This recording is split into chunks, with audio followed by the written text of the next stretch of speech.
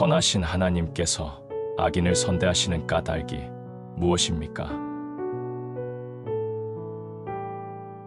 하나님은 종종 하나님의 선하신 대접을 받을 만한 자격이 없는 사람들을 과하리만큼 선하게 대하십니다.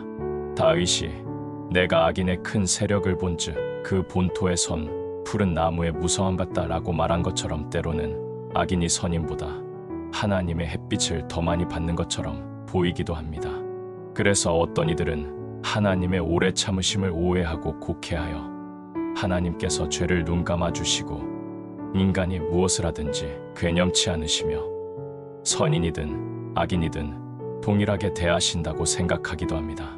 심지어 악한 마음을 품은 어떤 사람들은 전능자가 누구기에 우리가 그를 섬기며 우리가 그에게 기도한들 무슨 이익을 얻으랴라고 말하기도 합니다. 예전이나 지금이나 많은 사람들이 악한 사람들도 번영하고 평화롭게 죽음을 맞이한다. 성경에도 저희는 죽는 때에도 고통이 없고 그 힘이 건강하다라고 기록되어 있잖아 라고 불만 섞인 마음을 담아서 말합니다. 그러나 이렇게 말하는 사람들은 경건하지 못한 자들을 향한 하나님의 계획에 대해 심각한 오해를 하고 있는 것입니다. 사도 바울은 로마서 2장 4절에서 사람들의 그런 오류를 바로 잡아줍니다. 하나님의 인자하심이 너를 인도하여 회개케 하심을 알지 못하여 그의 인자하심과 용납하심과 길이 참으심의 풍성함을 멸시하느뇨.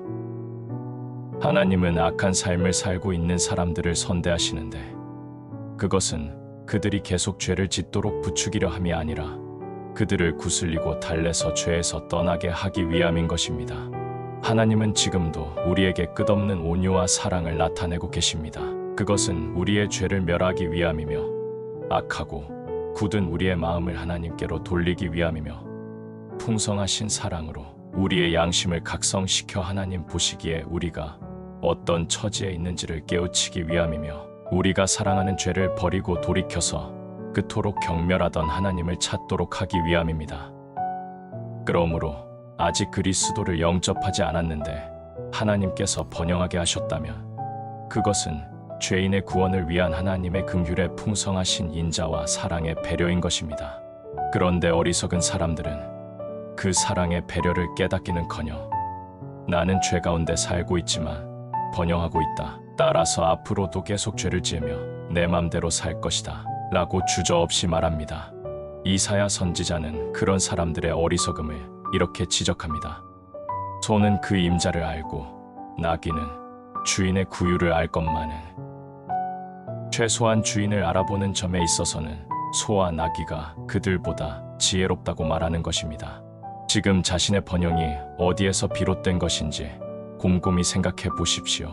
만약 당신이 아직 예수 그리스도를 영접하지 않았음에도 그야말로 즐겁고 행복한 삶을 살고 있다고 자랑하고 있다면 하나님께서 당신을 선하게 대하시는 것이 회개로 이끌기 위함이라는 말씀을 성경에서 사도 바울을 통해 주신 그대로 받아들이시기 바랍니다. 아직 죄 가운데서 살고 있는 영혼이여, 하나님께서 당신을 선하게 대하시는 것도 회개로 이끌기 위함이라는 사실을 믿으시기 바랍니다. 당신을 향한 하나님의 선하심이 무엇이었는지 알고 싶지 않습니까? 만약 당신이 기독교 가정에서 태어나거나 혹 그리스도인이 아니더라도 매우 도덕적이고 존경받을 만한 부모 밑에서 자랐다면 그것은 하나님의 크나큰 축복입니다. 그런 외적인 환경은 한 사람에게 인생의 훌륭한 시작을 제공하기 때문입니다. 예수님의 이름을 부르는 가정, 신령한 것들을 지속적으로 경험할 수 있는 가정, 하나님을 모독하는 말을 결코 들을 수 없는 가정, 정결하지 못한 것들을 극도로 혐오하여 즉시 문 밖으로 던져버리는 가정에서 인생을 시작하는 것은 결코 작은 축복이 아닌 것입니다. 하나님께서 당신을 그렇게 선대하셨다면 그것은 바로 당신을 회개로 이끌어 당신의 영혼을 구원하시기 위함이라고 성경이 말씀하는 것입니다. 또 하나, 죄인의 수명을 연장해 주시는 것 또한 하나님의 인자하심과 오래 참으심의 징표입니다. 우리는 하나님께서 죄인들을 옥토에 도단한 엉겅퀴로 간주하여 애초에 싹둑 잘라버리지 않으시는 것을 종종 기이하게 여깁니다. 어떤 죄인이 최초로 방탕한 죄악을 범했을 때 하나님께서 엄히 경고하시고 또 고의로 죄를 범했을 때 하나님이 그 죄인을 가혹하게 징벌하시면서 한 번만 더 죄를 지으면 끝장일 줄 알아 라고 위협하신다면 우리는 그다지 놀라지 않을 것입니다. 그러나 하나님께서는 그 풍성하신 사랑과 자비로 그 죄인이 계속 죄를 짓도록 허락하십니다. 또 이 세상에는 그 악독함과 사악함이 하늘을 찌르는 사람들이 많이 있습니다. 그들이 죽으면 세상의 도덕적 대기가 정화될 것처럼 느껴집니다. 그러나 하나님께서는 그런 사람들조차 계속 생명을 보존할 수 있게 하십니다. 그들은 자기들 육신을 해하는 죄를 지어 질병에 걸리고 또 걸리지만 그럴 때마다 다시 병상에서 일어나고 그렇게 몸이 회복된 후에는 이전보다 더 불결한 죄를 짓습니다.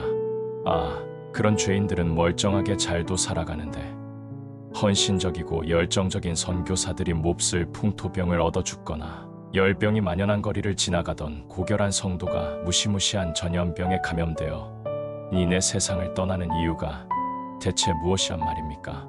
나는 그 이유에 대해 앞에서 말했듯 성경에서 찾을 수 있는 답은 이 이유 하나밖에 없습니다. 경건한 성도들이 단명하는 반면에 믿음이 없는 고약한 죄인들이 장수하는 까닭은 로마서 2장 4절이 우리에게 가르치는 대로 하나님께서 그들을 회개로 이끌기 위해 선히 대하고 계시기 때문입니다. 하나님께서 그들을 살려두시는 것은 그들로 하여금 죄로부터 돌아서게 하시기 위함일 뿐 다른 이유는 전혀 없습니다.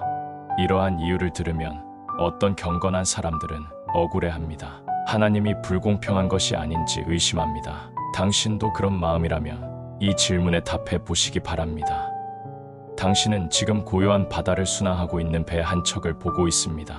그런데 갑자기 폭풍이 일더니 산더미 같은 파도가 배전을 강타합니다. 선원 한 사람이 고물로 달려가 있는 힘을 다해 펌프질을 하며 배를 구하려고 애씁니다. 그러나 그의 모든 노력은 허사로 돌아가고 배는 점점 침몰합니다. 그는 뱃머리에 서서 하나님을 저주하며 욕했습니다. 그는 난파한 배에서 떨어져 나온 목재 위에 간신히 올라 경로한 바다 위를 떠다닙니다. 옆에서는 동료 승무원들과 승객들이 광포한 파도의 먹이가 되어 깊은 물속으로 빨려 들어갑니다. 다행히 그는 파도에 밀려 외딴 섬의 해안에 다다릅니다. 그렇다면 이제 홀로 살아남은 그 뱃사람에게 다가가 질문해 보십시오. 하나님께서 당신을 살려두신 까닭이 무엇이겠느냐고요. 욕설을 빼고는 하나님께 한 것이 아무것도 없는 그 선원은 어떤 대답을 내놓을 수 있겠습니까? 이는 매우 긴박한 상황에서 목숨을 건진 사람들, 교통사고나 철도사고나 선박사고나 전쟁이나 천재지변 등을 당하여 어쩔 수 없이 죽을 것만 같았지만 죽지 않고 살아난 모든 사람에게 동일하게 해당되는 일일 것입니다. 혹시 당신도 그런 일을 겪은 적이 있습니까? 그렇다면 당신의 생명에 대하여 하나님께서 죽음과 사망과 사탄을 향해 뭐라고 말씀하셨을 것이라고 생각하십니까? 내가 성경에서 읽는 바는 하나님은 음침한 사망과 사탄을 향하여 그를 내버려 두어라. 그는 나의 것이다. 나는 그의 목숨뿐 아니라 그의 영혼까지 구하기를 원한다. 라고 말씀하셨다는 사실 외에는 아는 바가 없습니다.